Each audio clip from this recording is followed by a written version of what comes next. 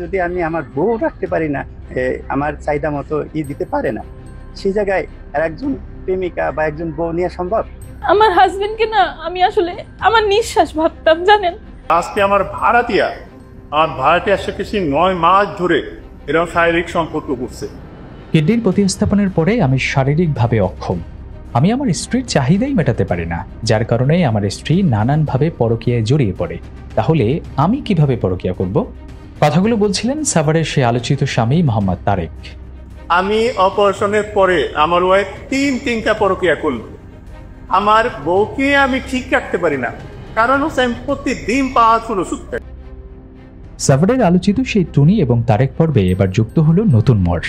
এতদিন আমরা জেনে এসেছি নিজের কিডনি দিয়ে স্বামীর জীবন বাঁচানো স্ত্রী টুনির প্রতিদান পেয়েছেন নির্যাতন এবং বঞ্চনার মাধ্যমে।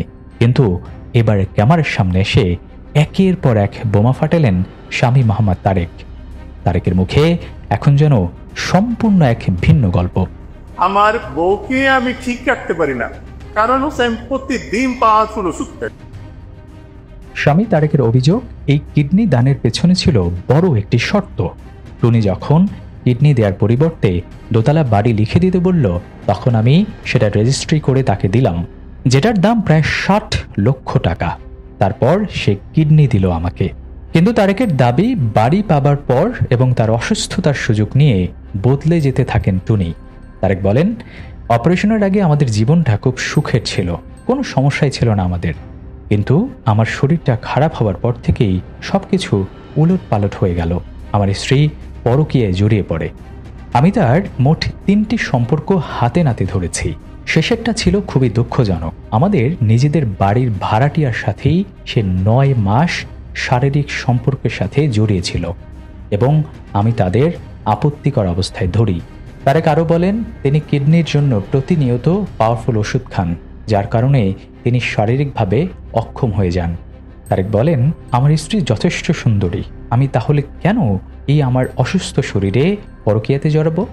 আমার বউ 100% ঠিক আছে, ও সুন্দরী, এগুলা টাকাতে হতে পারে, হয়ে গেছে। আমার ভাড়াটিয়ার সাথে তখন করছে, আমি নিজে দেখছি। তারেকের অভিযোগ, টিকটকে ঢোকার পর থেকে সে একের পর এক প্রেম শুরু করে। থাইল্যান্ড থেকে একজন চলে আসলো, তার বউ ছিল কিন্তু সারাছাড়ি হয়ে গেছে। এরপর রেজবি নামের একজনের সাথে 3 বছর ধরে সম্পর্কে জড়ায়। আমার সাথে থাকার সময় সে চ্যাটিং করত।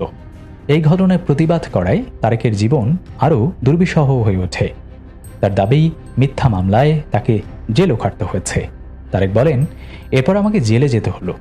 যৌতুকের মামলায় টানা 40 দিন আমি জেলে ছিলাম। ওদের প্ল্যান ছিল আমাকে জেলেই মেরে দেবে, কারণ আমি কিডনির ওষুধ না খেতে পারলেই জেলেই মারা যেতাম। পুরো বিষয়টাই এখন যেন গ্লোকধাঁধা। একদিকে একজন স্বামীর অভিযোগ, তার অসুস্থতার সুযোগে স্ত্রীর প্রতারণা শিকার, অন্যদিকে একজন স্ত্রীর আর্তনাদ, তিনি নিজের কিডনি দিয়ে জীবন বাঁচিয়েও পেয়েছেন শুধু লাঞ্ছনা এবং অপবাদ।